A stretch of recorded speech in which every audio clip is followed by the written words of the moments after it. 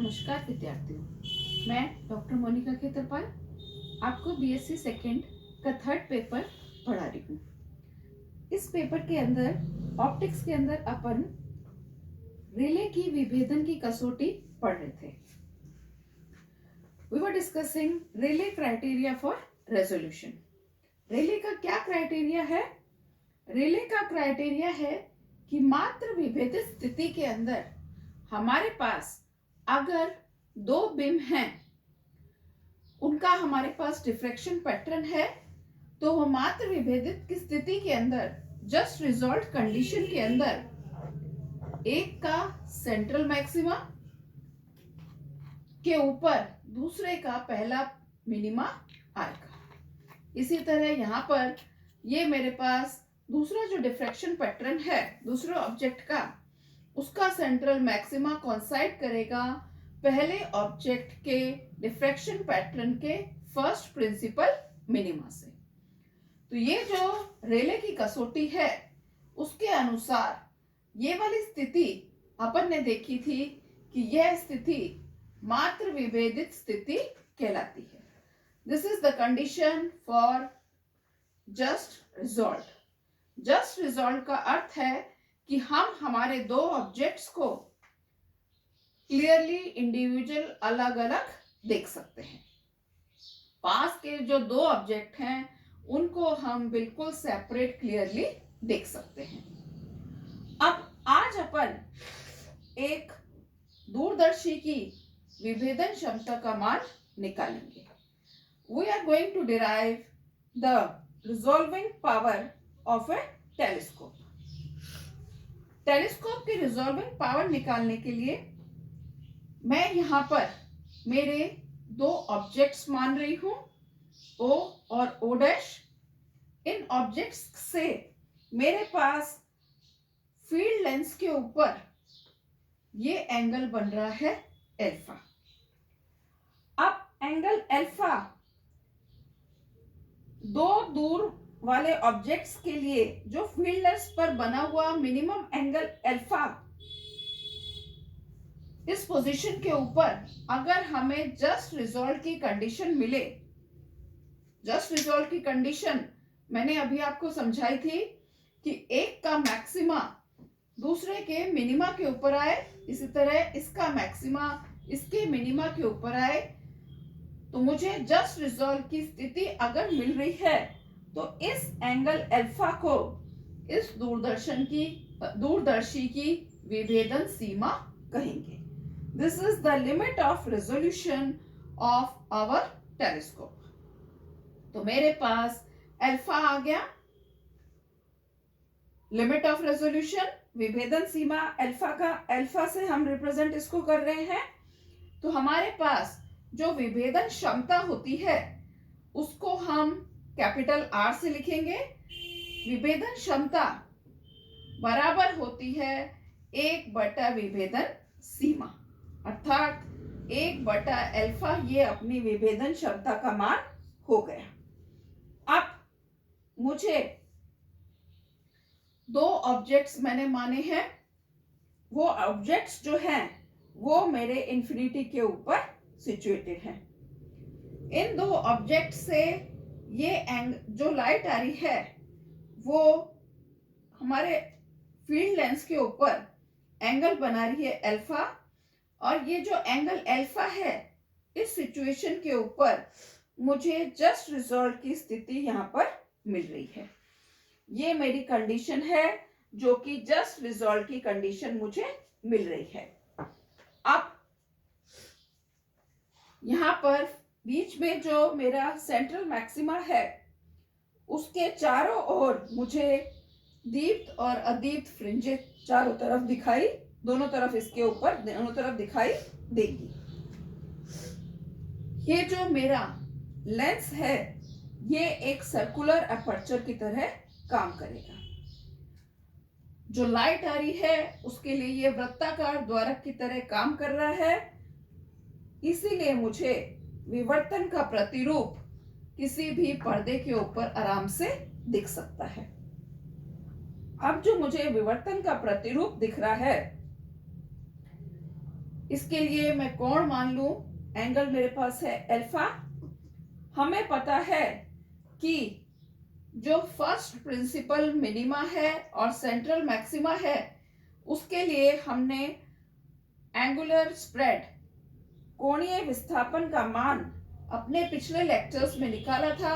कोणीय विस्थापन थीटा का मान हम निकाल चुके हैं 1.22 लैम्डा बटा ए, जहां पर ए क्या है, ये जो मेरा द्वारक है इसकी चौड़ाई मेरे पास ए के बराबर है, और लैम्डा मेरे पास जो प्रकाश आ रहा है उसकी तरंगदैर्घ्य का मान मेरे पास लैम्डा है। Wavelength of incident light is lambda. तो मैंने मेरी विभेदन सीमा का मान निकाल लिया। मेरे पास विभेदन सीमा का मान आ गया 1.22 लैम्डा अपॉन ए। तो मैंने लिमिट ऑफ रेजोल्यूशन की वैल्यू आ गई। अब लिमिट ऑफ रेजोल्यूशन की सहायता से मैं रिजॉल्विंग पावर का मान निकालूंगी। रिजॉल्विंग पावर हमने अभी सिद्ध की थी कि रिजॉल्विंग पावर का मान होता है 1/अल्फा। अल्फा का मान रख दो, तो अल्फा का मान रखने पर मेरे पास रिजॉल्विंग पावर का मान आ जाएगा A/1.22 लैम्डा। तो यहां से अपन देख सकते हैं कि अगर हमारे पास हमें विभेदन क्षमता का मान बढ़ाना है, तो विभेदन क्षमता का मान बढ़ाने के लिए हमें जो अभिदृश्यक लेंस लेना है उसका द्वारक ए का मान बड़ा होना चाहिए और तरंगदैर्घ्य का मान हमें कम लेना है। That means to increase the resolving power of a telescope, we have to choose a field lens in such a way that the aperture of it A is large and the light should be used of such a wavelength that lambda is less. तो ये अपने पास हमने दूरदर्शी की विभेदन क्षमता का मान ज्ञात किया। अब हम दूरदर्शी की विभेदन क्षमता और आवर्धन क्षमता इन दोनों में संबंध निकालेंगे। We will derive the relation between magnifying power and the resolving power of a telescope. तो हमारे टेलीस्कोप जो है उसके अंदर दो प्रकार के लेंस होते हैं। पहला लेंस तो मेरा ये है अभिदृश्यक लेंस, फील्ड लेंस, और दूसरा लेंस ये है, इसको हम अभिनेत्र लेंस, आई लेंस कहते हैं। तो हमने दो तरह के लेंस यहाँ पर टेलीस्कोप के अंदर लिए हैं। इन दोनों लेंसों की फोकस दूरियों का मान यहाँ पर दर्शाया हुआ है।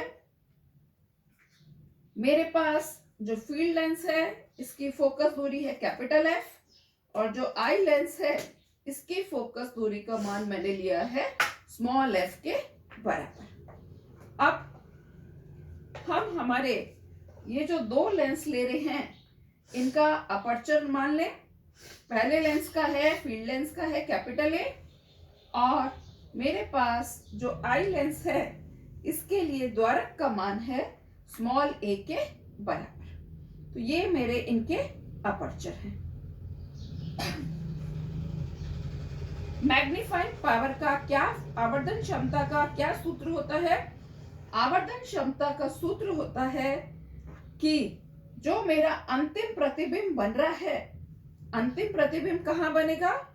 दूसरा जो लेंस है आई लेंस, इसके द्वारा हम देखेंगे, आंख से उसको देखेंगे यहाँ पर। तो नेत्र पर बना हुआ जो कोण है प्रतिबिंब का बटा, अर्थात बीटा मान लो, यहाँ पर नेत्र पर बना हुआ कोण बीटा है, बटा बिंब जो कोण बना रहा है, यहाँ पर मैंने ये कोण लिया है अल्फा, बिंब द्वारा बना हुआ कोण।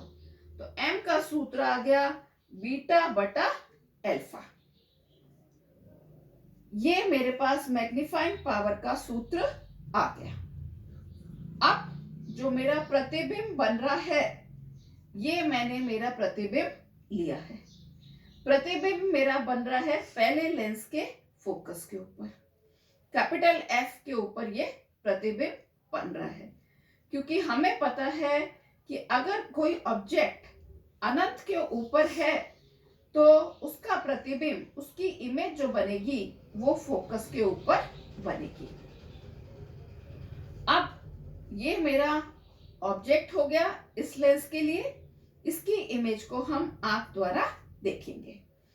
मेरी जो इमेज बनी है इसकी ऊंचाई मान रही हूं मैं h डैश के बराबर।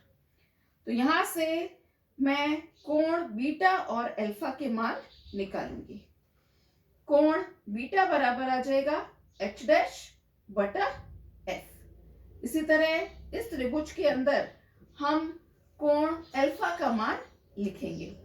कोण अल्फा आ जाएगा h डैश बटा कैपिटल F। तो मेरे पास मैग्नीफाइंग पावर का मान, आवर्धन क्षमता का मान आ गया कैपिटल F बटे स्मॉल f। तो ये हमारे पास आवर्धन क्षमताओं के मान आ रहे हैं। अब हमें कैपिटल M और R के बीच में रिलेशन निकालना है। कैपिटल M और R के बीच में रिलेशन निकालने के लिए हमें पता है कि यह जो कोण है, यहाँ पर हमने इस कोण को क्या लिखा था, विभेदन सीमा के बराबर।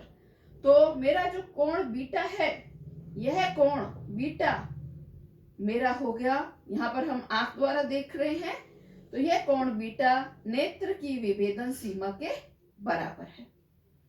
इसी तरह यहाँ पर कोण अल्फा जो है, यह कोण हो गया मेरे पास अभिदृश्यक लेंस, फील्ड लेंस की विभेदन सीमा।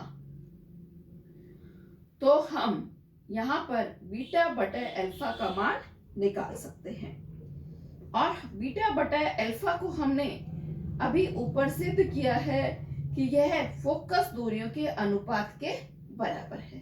तो m बराबर कैपिटल F बटा स्मॉल f, और विभेदन सीमा का मान रख दूं। विभेदन सीमा का मान है 1.22 लैम्डा बटा a। तो यहाँ पर ऊपर मुझे लेनी है नेत्र के लिए, तो 1.22 लैम्डा बटा ए बटा स्मॉल f, जो कि है 1.22 लैम्डा बटा कैपिटल ए। तो m का मान यहां से आ जाएगा capital A upon small e। तो चूंकि r का मान क्या है, r बराबर मेरे पास है, हम यहां से देख रहे हैं, तो capital A upon 1.22 lambda. Capital A को मैं m की टर्म्स में चेंज कर रही हूं, तो यह आ जाएगा कैपिटल M इंटू A। तो यहां से इन दोनों में संबंध आ गया r बराबर कैपिटल M इंटू RE। यहां से अपन ये कह सकते हैं कि दूरदर्शी की विभेदन क्षमता